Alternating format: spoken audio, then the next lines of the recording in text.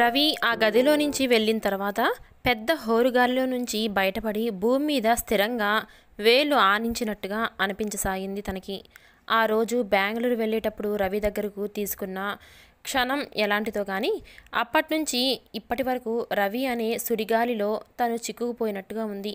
ఆ ఊళ్ళు తిరగడం, ఆ ప్రయాణాలు, ఆ పరుగులు, అతని మాటలు, కవ్వింపులు, లాలింపులు, ఏడిపించడం, నవ్వించడం లాంటి వాటన్నిటితో తన ఉనికే మర్చిపోయినట్టయింది. ఈ 20 రోజుల నుంచి తను తన బాధలు ఆలోచించే అవకాశమే లేదు. మదన్ నిర్దాక్షిణ్యంగా చేసిన గాయం తనకు తెలియకుండానే నవనీతం లాంటి రవి ప్రేమాభిమానాలతో కాస్త తగ్గినట్టయింది. ఎవరు చెప్పారో కానీ పెళ్ళైన తర్వాత భార్యాభర్తలు హనీమూన్ వెళ్ళాలనే సంగతి ఎంతో నిజమైంది. ఒకరిని ఒకరు అరమరికలు లేకుండా అర్థం చేసుకోవడానికి అది బాగా ఉపకరిస్తుంది. తొలి రోజుల్లో ఏర్పడే ఆ చనువు అపురూపమైంది. అది ఎంతో విలువైంది. బెంగళూరు వెళ్ళే ప్రయాణం గురించి తనకు ముందే తెలియచేసినట్టయితే తప్పకుండా తిరస్కరించి ఉండేది. చెప్పకుండా విమల, రవి ఒక విధంగా మంచి పని చేశారు. సుజాత నిట్టూర్చింది. తనకి పెళ్ళయింది. ఇప్పుడు రవి భార్య తను. తన ఆలోచనలు అతని చుట్టూనే ఉండాలి. గతాలు కానీ గాయాలు కానీ తనని వేధించకూడదు. వాటిని పూర్తిగా మర్చిపోయే ప్రయత్నం చెయ్యాలి తను. ఆ మధ్యాహ్నం విమల రానే వచ్చింది. సుజాత చెప్పిన మాటలు విని మొదట తెల్లపోయినా తర్వాత ముసిముసి నవ్వులు నవ్వుతూ, మీ ఇల్లు బంగారంగాను, ఇదా సంగతి అంది. నేను ఇంకా ఏదో అనుకొని హడలిపోయానే సుజా. చాలా భయం వేసింది సుమా. ఇంకేముంది అక్క, మదన్ విషయం రవికి చెప్పేశా అన్నావుగా.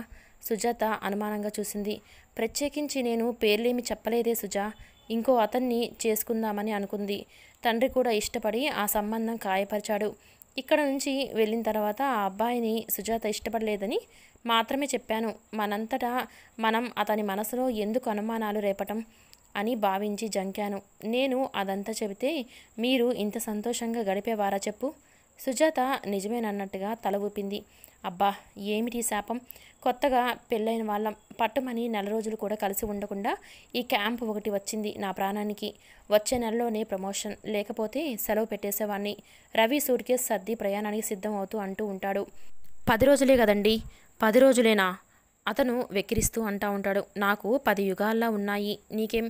ఇక్కడ విమల పిల్లలతో కులాసాగా కబుర్లు చెబుతూ కాలక్షేపం చేస్తావు. నేనక్కడ ఒంటరిగా గడపాలి అంటూ అది జేబులో నుంచి అడ్రస్ రాసిన కవర్లు ఒక 10 తీసి సుజాత చేతిలో పెట్టాడు. ఇవిగో 10 ఉన్నాయి. రోజుకి ఒకటి రాసి పోస్ట్ చేయాలి తెలుసా.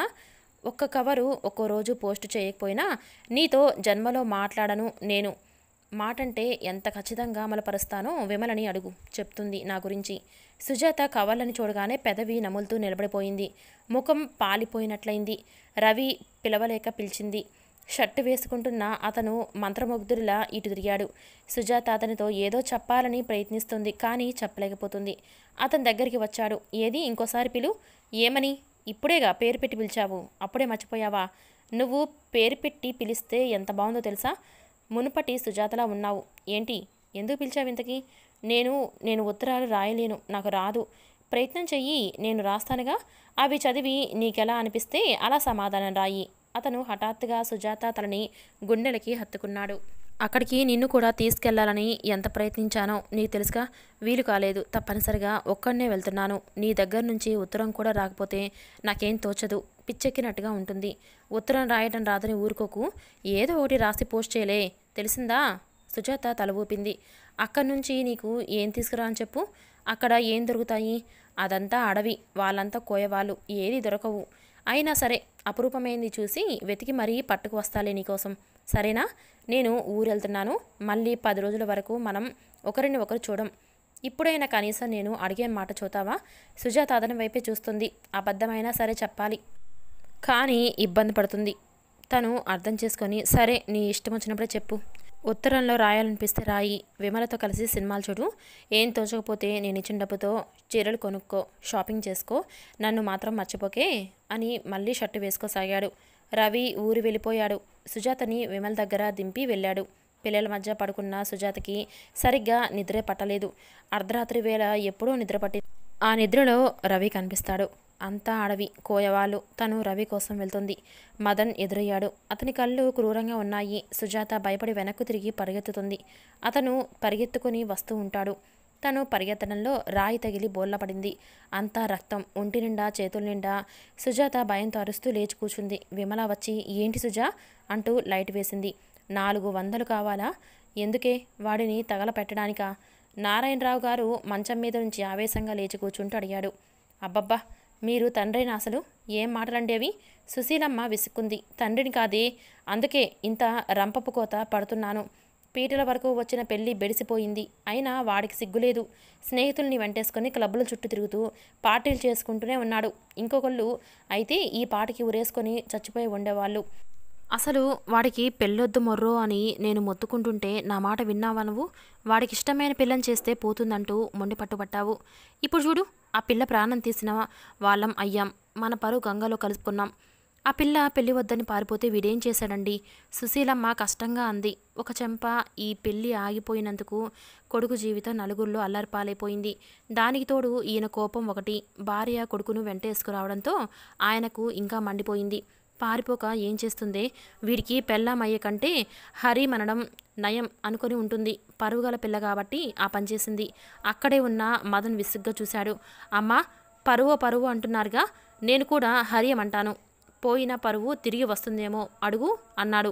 ఏడిసావులే, నీకు ప్రాణం తీసుకునే ధైర్యం ఏడిసిందా? డబ్బిస్తారో లేదో అడగవే అమ్మా. నా కంఠంలో ప్రాణం ఉండగా కానీ ఇవ్వను. సరే అమ్మా, నేను నా మార్గం చూసుకుంటాను. నువ్వు నా కోసం ఇక ఏడవకు. మదన్ విసురుగా వెళ్ళిపోయాడు. ఒక్కగానొక్క పిల్లాడు. ఈ డబ్బంతా వాడికి కాక ఇంకెవరికండి? కొరివి ఒకటి చాలే జీవితం తగలెట్టుకోవడానికి. ఏనాడో నేను చేసుకున్న పాపం ఇది. అంత మాటలు ఎందుకంటారు? వాడికేవో అప్పులున్నాయంట. లేకపోతే ఎందుకు అడుగుతాడు చెప్పండి? సుశీలమ్మ కన్నీళ్లు పెట్టుకుంది. నోర్మోయ్, వాడిని వెనకేసుకొని రావడానికి నీకు సిగ్గెలా లేకపోయింది అసలు? మొన్ననేగా అప్పులన్నీ తీర్చింది. ఇంతలోనే మళ్ళీ అన్ని అప్పులు ఎక్కడున్నాయి? ఏ ఫ్రెండ్స్నో వెంటేసుకొని జులాయిగా తిరిగి రావడానికి ఈ నాటకం. వాడు అడిగినప్పుడల్లా ఇస్తుంటే మనం బ్రతకుండగానే చిప్పలు పుచ్చుకోవాలి. అయ్యో, వెళ్ళిపోతున్నాడు, పిలవండి కొంచెం గాబరాగా అంది ఆవిడ. వెళితే వెళ్ళని, వాడి బెదిరింపులకి ఎవరు లొంగుతారు ఇక్కడ? వాడే తిరిగి వస్తాడులే. వాడి కోసం కాకపోతే మీ సంపాదన ఎందుకంట అని ఆవిడ రాగం తీసింది. చాచా, వాడికి బుద్ధి రావటం, నీకు తెలివి రావటం ఈ జన్మకు నేను చూడలేనే. మీరెప్పుడింతే ఊళ్ళో వాళ్ళందరినీ నెత్తకెక్కించుకొని కన్నబిడ్డని కసురుకుంటారు. అందుకేగా నేను మీతో తగాద పడేది. నన్ను మాట్లాడించుకు, అవతలికెళ్ళిపో. వెళ్తానులేండి, వాడితో పాటు నేను కూడా పోతే మీరు హాయిగా ఉందరు గాని. సుశీలమ్మ గారు సాధింపుగా చూసి వెళ్ళిపోయింది. నారాయణరావు గారి మనసు అసలే చిరాగ్గా ఉంది. దానికి తోడు ఈ గొడవ జరగడంతో ఆయనకి ఇంకా విసుగు పుట్టించింది. ఒక పక్క పెళ్ళి ఆగిపోయి నలుగురిలో తలెత్తుకోలేక అవమానం దానికంటే ఆ సుజాత ఏమైపోయిందోననే దిగులు ఈయనకి. వీటితో ఆయన కృంగిపోసాగారు. 2 రోజులు గడిచాయి. తండ్రితో ఘర్షణ పడి వెళ్ళిన మదన్ మళ్ళీ కంటికి కనిపించలేదు. ఇంటికి కూడా రాలేదు. ఇదేమిటండి, అబ్బాయి వస్తా అని చెప్పారు, అబ్బాయి ఇంటికి రానేలేదు ఇంతవరకు అంది భార్య. ఏ స్నేహితులతోనో ఎటో వెళ్ళిపోయి ఉంటాడు అన్నారాయన. 3వ రోజున నారాయణరావు గారికి ఆత్మీయుడు అయిన రంగారావు ఫోన్ చేశాడు. మదన్ ఇంట్లో ఏదైనా ఘర్షణ పడి వెళ్ళాడా అని అడిగాడు. లేదు. ఎందుకు అన్నాడు నారాయణరావు గారు. నాకు ఒక ఉత్తరం వచ్చింది, నేనిప్పుడే వస్తున్నాను. ఉత్తరంలో సంగతులు ఫోన్లో చెప్పే కావాలండి అన్నాడు రంగారావు. 10 నిమిషాల తర్వాత ఆయన వచ్చాడు. మదన్ ఆయనకు రాసిన ఉత్తరం ఎంతో హృదయ విదారకంగా ఉంది. పెళ్లి చెడిపోయినందుకు తను చాలా బాధపడుతున్నారని, అప్పుల వాళ్ళు బెడద ఎక్కువై తండ్రిని డబ్బడిగితే ఒక్క కాని కూడా ఇవ్వడానికి సమ్మతించకపోవడంతో తనకి బ్రతుకు మీద విరక్తి పుట్టిందని రాశాడు. అందరిలో అన్ని విధాలుగా నవ్వుల పాలై కంటే ఆత్మహత్య ఉత్తమం అని నిర్ణయించుకున్నానని, ఈ విషయం మెల్లగా తల్లికి తెలియజేసి ఆవిడకు ధైర్యం చెప్పమని కోరాడు. ఈ జీవితంలో తను కోరే ఆఖరి కోరికే తల్లి తనని గురించి మర్చిపోవాలి, తనని గుర్తుంచుకోకూడదు. అదే తన చివరి కోరిక. ఉన్న ఊళ్ళో ఈ పని జరిగితే తల్లిదండ్రులకి అప్రతిష్ట వస్తుంది కాబట్టి దూరంగా వెళ్ళిపోయి తనెవరో తెలియని చోట రాలిపోతానని ఈ ఉత్తరం అందేసరికి తను ఈ లోకంలో ఉండనని రాశాడు. రంగారావు డగ్గుత్తికతతో ఆ ఉత్తరం చదివి వినిపిస్తుంటే సుశీలమ్మ బోరున ఏడవసాగింది. భర్త వైపు తిరిగి అపరకారిలా చూస్తూ, ఇప్పుడైనా మీ కళ్ళు చల్లబడ్డాయా? ఇంకా నిశ్చింతంగా ఉండండి, మీ డబ్బు జాగ్రత్తగా దాచుకోండి అంది. రంగారావు అతి కష్టం మీద ఆవిడని శాంతపరిచి స్నేహితుడిని చివాట్లు వేశాడు. అయినా అదేం పనరా, పిల్లవాడు కాస్త ఖర్చు చేసే రకమే అనుకో. మరీ అంత మొండిగా డబ్బు ఇవ్వనని ఎందుకన్నావు? కన్న ప్రాణం కంటే డబ్బు ముఖ్యమంటరా? ఇప్పుడు చూడు ఏమైందో. ఆ ఉత్తరాన్ని చూడగానే నారాయణరావు గారు కూడా నిరుత్తుడయ్యాడు. మదన్ ఇంత పని చేస్తాడా? ఆయనకి ఇంకా అనుమానమే. ఆయన అసలు ఇలా జరుగుతుందని అనుకోలేదు. అసలే పెళ్ళి అయిపోయిందని వాడు బాధపడుతున్న ఈ సమయంలో నువ్వు డబ్బు ఇవ్వనడం నీది పొరపాటే సుమా అంటూ రంగారావు మందలించాడు. నీకు తెలియదురా రంగా, నా బాధ ఏమిటో మీకు ఎవ్వరికి తెలీదు. వాడింత పనిచేస్తాడని నేను అనుకోలేదు అంటుండగానే ఆయన కళ్ళ నిండా గిర్రున నీళ్లు తిరిగాయి. డియర్ సుజా, నీ ఉత్తరం ఇప్పుడే అందింది. నీ దస్తూరితో ఉన్న ఈ కవర్ చూడగానే మనసు సంతోషంతో ఎంత ఉరకలు వేసిందో. కానీ కవర్ చించి లోపల కాగితం చూడగానే అబ్బా, నా కన్నీళ్ళు కారిపోయాయి. అది ఒక ఉత్తరమా చెప్పు? సుజా, భర్తకి నువ్వు ఇలాగైనా రాసేది? ఏరుకోరి తండ్రిని కూడా ఎదిరించి కావాలని చేసుకున్న భర్తకి పెళ్ళైన కొత్తల్లో మొదటగా రాసే ఉత్తరం ఇలా ఉంటుందా? నేను క్షేమం, మీ క్షేమం తెలియజేయండి. ఏంటిది ఇది అసలు? విమలా పిల్లలు క్షేమం. ఈ క్షేమ సమాచారాలు ఎవరికి కావాలంట? నువ్వు ఎన్ని సినిమాలు చూస్తే ఎవరికి సంబరమంట? నీ భావనా బలంతో నా చిటికిన వేలు పట్టుకొని గగనపు అంచులకి తీసుకెళ్తావులే అనుకున్నాను. ఈ ఉత్తరంలో ఏమో ఇలా రాసుంది. నేను లేని క్షణాలు యుగాలై నీకెలా అనిపించాయో నన్ను గిలిగింతలు పెట్టేలా వర్ణించి రాస్తావులే అనుకున్నాను. నన్ను త్వరగా వచ్చేయమని ఊదర పెడతావేమో అని ఆశించాను. అవన్నీ నా ఆలోచనలుగానే మిగిలిపోయాయి. అయితే మనం కూడా ఈ ప్రపంచంలో ఉన్న వేలాది లక్షలాది భార్యాభర్తల్లో ఒక మామూలు భార్యాభర్తలమేనా? మన ప్రత్యేకత ఏదీ లేదన్నట్టుగా. ఇంకెప్పుడు ఇలా చేయమాకు. నాకు చాలా కోపం వచ్చేస్తుంది. సుజా, పని పూర్తి చేసుకొని కాస్త ఊరికే ఉంటే చాలు. కళ్ళెదుట ముగ్ధ మనోహరంగా కాటు కళ్ళతో ఉన్న నీ ముఖమే కనిపిస్తుంది. ఒక్కొక్కసారి నువ్వు కళ్ళెత్తి చూస్తావో ఆ చూపు నా మనసుకి గాలం వేసి తీసుకెళ్ళి నీ కొంగికి ముడేస్తుందని నీకు తెలియదేమో. నన్ను ఏడిపించటానికా అన్నట్టు ఇక్కడ వెన్నెల ఎంతో అందంగా ఉంది. ఈ అడవిలో ఈ శబ్దం నువ్వు పక్కన ఉంటే మహా అద్భుతంగా ఉండేది. ఈ గెస్ట్ హౌస్కి కిటికీలో నుంచి చూస్తుంటే దీని ఆవరణంలోనే గుల్ మోహర్ చెట్టు ఒకటి ఉంది. దానికి తెల్లటి పూల గుత్తులు గల అడవి తీగే ఒకటి పెనేసుకునుంది. సుజా, ఆ చెట్టేమో నేను, ఆ తీగేమో నువ్వు అనిపిస్తుంది తెలుసా నాకు. ఆ తెల్లటి పూలు నీ జడలో మల్లెపూలుగా అనిపిస్తున్నాయి. ఎప్పుడెప్పుడు నిన్ను చూస్తానా అని క్షణాలు లెక్క పెట్టుకుంటుంటే పొద్దేమో గడవదు. నత్తనడక నడుస్తుంది. నాకీ వనవాసం ఇంకా ఎన్నెల్లో. నేను వచ్చినప్పుడు నువ్వు ఎలాంటి ఆతిథ్యం ఇస్తావో మరి. నా సుజా, ఈ వెన్నెల వెలుగులా నువ్వు నా జీవితంలో ప్రవేశించావు.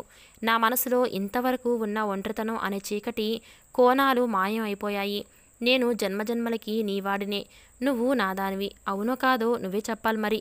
ఉత్తరంలో కాదు సుమా, నేను వచ్చినప్పుడు స్వయంగా చెప్పాలి. ఇక్కడ ఉన్నన్ని రోజులు నీకు ఉత్తరం రాసేటప్పుడే నేను రవిని, మనసున్న ఒక ప్రాణిని. మిగతా వేళల్లో అధికారికంగా ఒక యంత్రాన్నే తెలుసా. నా మనసు, నా ప్రాణం, నా ఈ ఉత్తరంతో పాటు నీ దగ్గరకు వచ్చేస్తాయి.